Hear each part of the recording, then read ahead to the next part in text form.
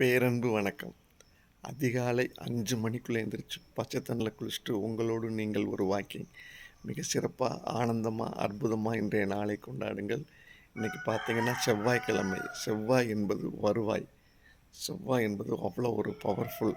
செவ்வாய் என்பது ஒரு கிரகம். ஒவ்வொரு நாளும் ஒரு கிரகத்தை குறித்து தான் நம்ம நாளும் வச்சுருக்கோம். பார்த்தீங்கன்னா அதிகாலைல 5 மணிக்குள்ள எந்திரிச்சு அப்படியே குளிச்சுட்டு இன்றைக்கி என்னென்னா பொதுவாகவே இந்த சம்மர் சீசனில் துவட்டுறது கிடையாது.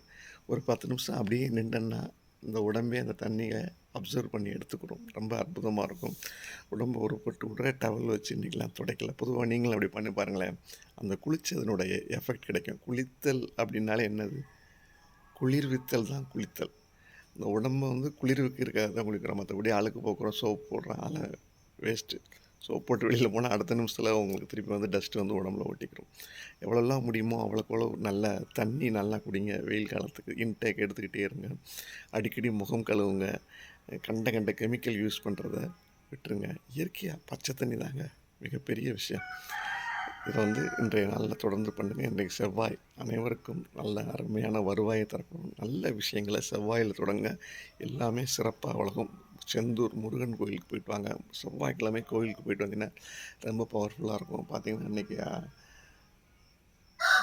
கும்னு அவ்வளோ ஒரு இருட்டாக இருக்கும். அமாவாசை.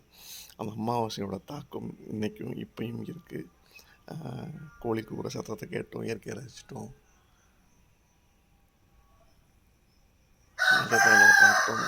இயற்கை நம்மளோடு இணைந்திருக்கு. இயற்கையோடு இணைந்திருப்போம். நன்றி. வாழ்க வளமுடன். இன்றைய நாள் சிறப்பு.